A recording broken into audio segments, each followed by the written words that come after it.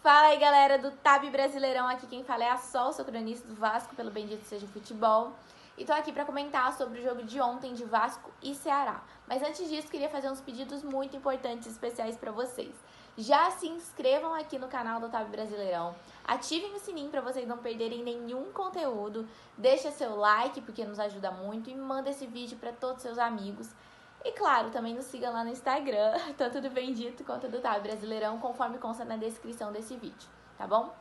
Bom, falando do jogo agora, pro Vascaíno o jogo foi absurdamente péssimo, né? O Ceará nunca havia vencido o Vasco em toda a história em São Januário e ontem eles quebraram esse tabu de forma histórica, vencendo o Cruz Maltino por 4-1. O jogo já começou com ele saindo à frente aos 3 minutos do primeiro tempo, após uma falha de Carlinhos.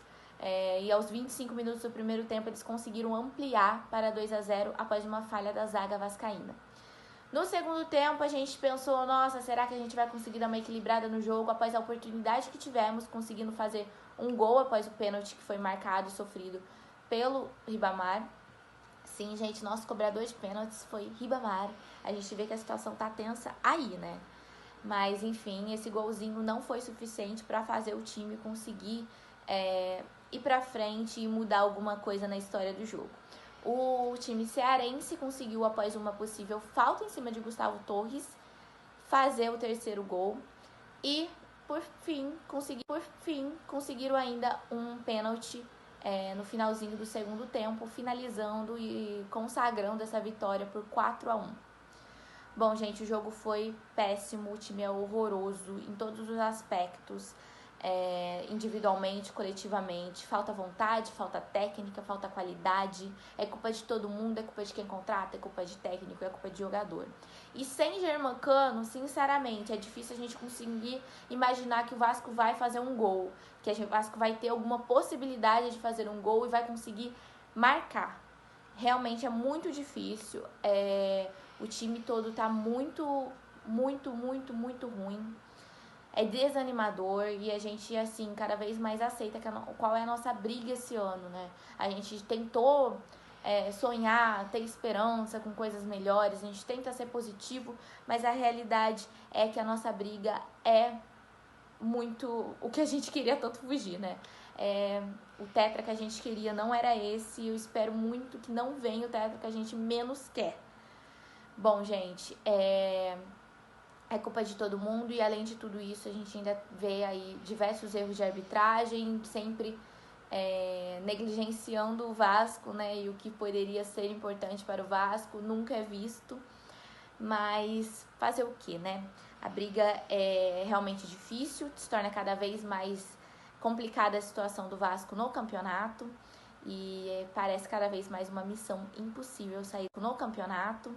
E parece cada vez mais uma missão impossível sair dessa situação. Bom, o próximo jogo do Vasco é pela Sul-Americana, quinta-feira, às 9h30 da noite, contra o Defensa e Justiça, em São Januário. E pelo Brasileirão, o próximo jogo é domingo, às 16 horas, em Porto Alegre, contra o Grêmio. Que um milagre aconteça, porque a situação tá muito difícil. Mas é isso. Saudações vascaínas e um beijo. Olá pessoal do Tab Brasileirão, tudo bem? É uma honra estar aqui mais uma vez, dessa vez trazendo o pós-jogo do meu Grêmio. Eu sou a Simone, cronista tricolor lá no Bendito Seja Futebol. E antes de eu começar a falar do Grêmio, quero convidar vocês a se inscrever no canal, ativar o sininho de notificações, deixar seus comentários e compartilhar com todo mundo para que vocês possam estar sempre recebendo as novidades, os conteúdos bacanas das gurias aqui nesse canal maravilhoso. Mas enfim, vamos falar do Grêmio. O Grêmio que recebeu em Porto Alegre, Goiás, finalmente terminou o primeiro turno, né, porque jogou aquele jogo atrasado e venceu o jogo. Poderia ter feito um jogo muito melhor do que fez, porque o Grêmio finalizou muito, mas não conseguiu concluir em gol as jogadas, sendo que o primeiro gol que o Grêmio fez, então, foi com o Jean-Pierre, mas foi um presente do goleiro Tadeu. O Tadeu, que vinha fazendo grandes defesas no decorrer do jogo mesmo, acabou entregando simplesmente a bola nos pés do Jean-Pierre, que abriu o placar 1-0 aos 18 minutos do primeiro tempo.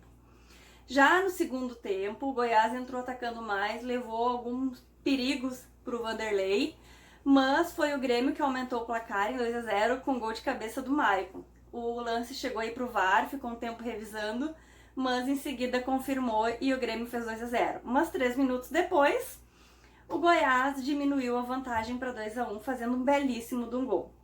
Mas esse jogo tem uma importância muito maior, porque hoje o Renato Gaúcho, neste jogo, nessa partida, ele conseguiu o feito de o maior treinador do Grêmio, ou seja, ele esteve à frente de mais jogos como treinador do Grêmio, foram 384. E a curiosidade nesse jogo é que o primeiro jogo do Renato Portaluppi como treinador com o Grêmio foi justamente contra o Goiás. Então, foi muito legal fazer esse jogo contra o Goiás, ele aumentar esse feito que antes era do Rola, né, o nosso foguinho, que era lá de 1974, ou seja, mais de 40 anos, dá pra dizer quase 50 anos que esse marco não era batido, e o Renato Portaluppi bateu esse marco também, sendo mais um recordista, né, mais um recorde para ele. E o Grêmio volta a campo de novo na quinta-feira, pela Libertadores, joga o jogo da volta contra o Guarani do Paraguai, né, venceu o primeiro jogo por 2-0, então já tá com um pezinho nas quartas, mas precisa confirmar o resultado nesses 90 minutos que faltam. É isso aí, galera. Desejo a todos uma semana abençoada. Beijo e dá-lhe Grêmio! Fala, galera do TAB Brasileirão, tudo bom? Meu nome é Bruna. Eu vim aqui comentar um pouquinho sobre o jogo de ontem entre Fluminense e Bragantino pelo Brasileirão. O Fluminense entra a campo com vários desfalques, né? Desde o goleiro até o centroavante. Literalmente. Temos Muriel, Hudson, Nino, Egídio, Danilo, Digão, Yuri, Fred, Michel Araújo, Iago, fora. E o Odair, como já era de se esperar, foi buscar a solução aonde o Fluminense vem buscando a solução há anos, que é em Xerém, né? Nossa fábrica de craques. E aí com isso tivemos a estreia na volância de Martinelli, de 19 anos, e o André, que apesar de já ter jogado, não tinha ainda jogado como titular os 90 minutos, né? E na minha humilde opinião, foi uma dupla que surpreendeu positivamente. Realmente os moleques de Xerém deram conta do recado, deram conta da pressão que era. O Bragantino, um time rápido, um time de muita velocidade, eles conseguiram segurar isso. O maior problema do Fluminense continuou sendo o setor da criação. O setor da criação da jogada no ataque.